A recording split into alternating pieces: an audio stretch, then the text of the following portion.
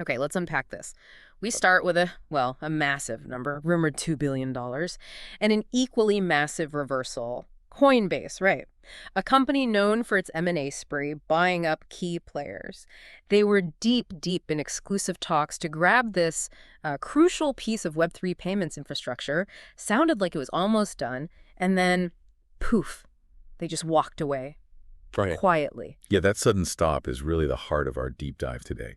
And we're not talking about some small fish here. The target was BVNK. That's a UK-based startup. But they're highly specialized, focused entirely on stablecoin infrastructure. Fortune first reported it. The block confirmed it. Talks were serious. Valuation around that $2 billion mark. And the official line we got, Coinbase confirmed that after talking about it, quote, both parties mutually agreed not to move forward. Right. So our mission today is pretty clear. Why? Why pass on a $2 billion opportunity?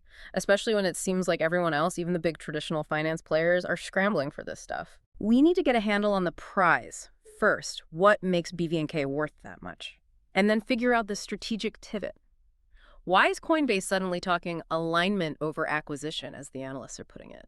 Because, this move sends a major signal. You're watching the early moves in this huge global payments war. It's the battle shaping up between TradFi and, decentralized systems. Yeah. This isn't just about keeping up. It's about controlling how digital money actually flows. And that flow is getting seriously big, moving towards trillions. So Coinbase backing out isn't necessarily a fumble. It feels more like a deliberate choice about how they plan to win this whole thing. Okay, let's define the prize then. BVNK.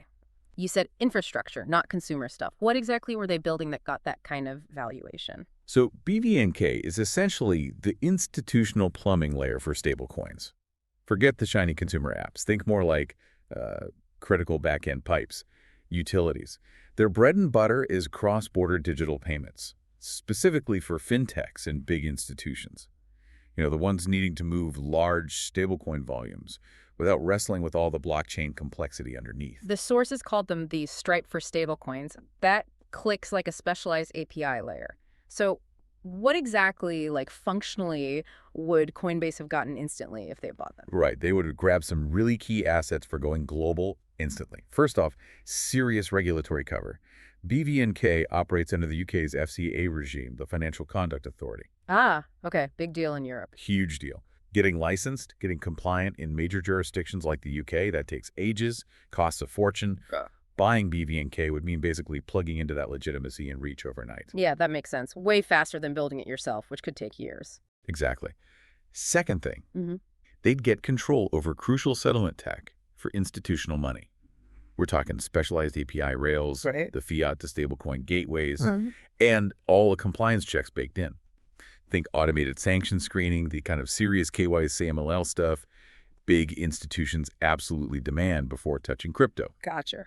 And third, access to these specialized on and off ramps built specifically for, large stablecoin issuers and corporate treasuries.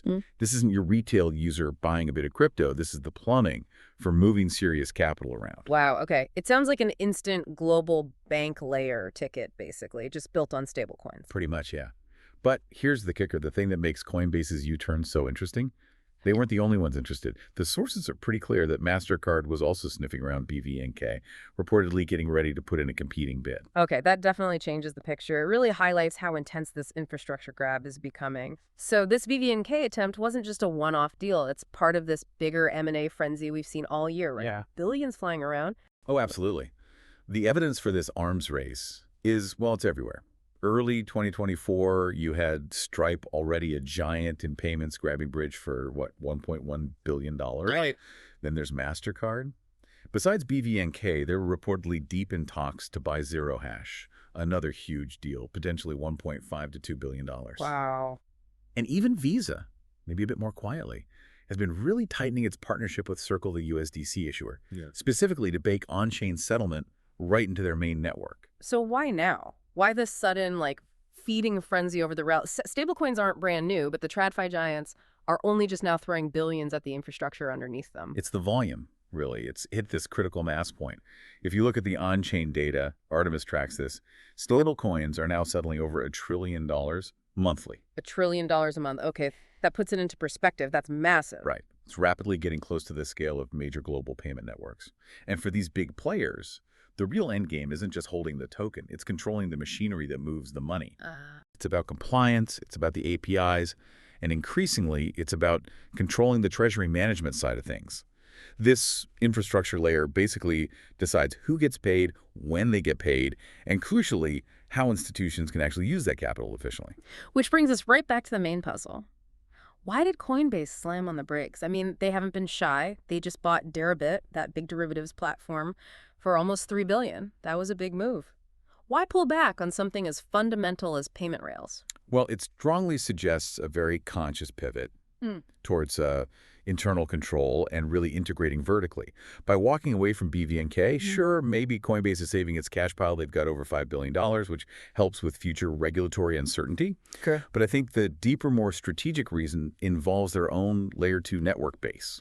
They seem really convicted about it. Okay, let's dig into that. How does building out your own Layer 2 like base make a third-party specialist like BVNK suddenly redundant? Especially for that institutional cross-border stuff. It really boils down to their existing relationships and this ambition to own the whole stack, top to bottom. Remember, Coinbase has that really deep, long-standing partnership with Circle, the USDC issuer. Yeah, they co-founded Center, right, even though that's dissolved now. Exactly. The formal consortium is gone, but that operational link is still super strong. So instead of buying external rails, it looks like Coinbase is just doubling down on building out its own base ecosystem. So it's a massive bet then, a bet that they can build it better, faster, and more integrated than they could buy it. Precisely. The idea seems to be integrate directly with the huge existing USDC flows, build the compliance, build the institutional settlement stuff natively on Base. If they pull that off, they avoid the headache of integrating a complex, expensive external system like BVNK. Right. Integration risk is real. Totally. And they get complete vertical control over the whole process. But isn't waiting for organic growth a bit risky, especially when the regulatory environment rewards speed and just grabbing market share? Building that multi-country compliance layer sounds incredibly hard. That's the gamble, absolutely. That's the critical risk they're taking. But the thinking seems to be that Base isn't just another chain for retail users. They see it as their institutional settlement layer. So they're choosing full ownership, full control over the governance, even if it means slower market entry compared to buying BVNK. The core message is what you said earlier, alignment over acquisition, trusting their USDC partnership and their own dev team over spending $2 billion on something external. Okay. And the market reaction. You'd think a crypto leader backing out of a $2 deal would spook investors. Surprisingly, no. Coinbase stock, CoinS, barely budged on the news. It traded pretty flat. Most analysts actually framed it as a smart restraint. They pointed to that big cash reserve, saying Coinbase can afford to wait. Wait for the perfect fit, maybe. Exactly. Wait for the next must-have opportunity that slots perfectly into their base strategy. Meanwhile, the race for BVNK itself isn't over. Mastercard's talks are reportedly still going strong. So if we zoom out and look at all these moves, Stripe, Mastercard, Visa, Coinbase, the big picture trend seems crystal clear. The stablecoin wars aren't just about the tokens anymore. It's fundamentally shifted to being about controlling the infrastructure.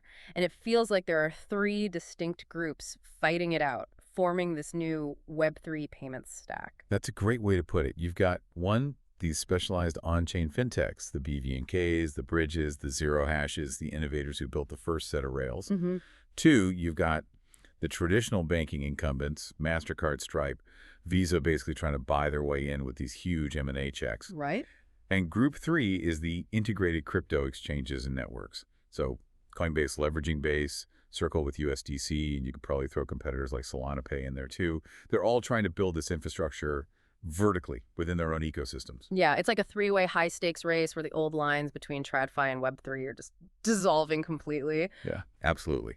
And the key insight here, the thing that seems to be driving Coinbase's internal build strategy, is that ultimate control rests with whoever manages three things: settlement, the used on-ramps, and critically yield-bearing treasuries. Okay, let's pull on that last thread. Yield-bearing treasuries. Why is that the critical control point?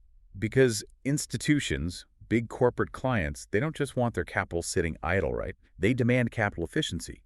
If a company is holding millions in stablecoins just for payments, the provider who can seamlessly integrate low-risk treasury management earning some yield natively within that payment system. That provider offers incredible sticky value. I see. So it's not just moving money, it's making the money work while it sits there, all in one system. Exactly. And Coinbase seems to be aiming for that deep level of vertical integration with Base. They appear to believe that controlling that entire economic layer, payments plus yield, is ultimately worth more than the immediate market share boost BVNK would have given them. So yeah, they chose the long game, the control build, over the fast, expensive takeover. Which brings us right back to the start. Coinbase trusted its Circle Alliance and its own Base network over buying BVNK, even for billions. It's a massive strategic gamble. Yeah. No two ways about it. Did they just dodge a $2 billion bullet, saving cash for, potential regulatory battles down the road? Or did they just miss a once-in-a-generation chance to instantly lock down a huge piece of the European payments puzzle? Yeah. That's really the big question we want to leave you with. Mhm. What do you think was the smarter play here? Yeah, definitely something to think about. And hey, if you found this breakdown valuable, getting into why these giants are battling over payment rails, engaging with us really does help. Subscribing, maybe dropping a comment with your take, hitting that notification bell. It all helps boost us in the algorithms. Tells YouTube people are actually watching. And it lets us keep bringing you this kind of deep dive into what's really moving the needle in crypto. Absolutely. We really appreciate the support. We'll catch you on the next deep dive.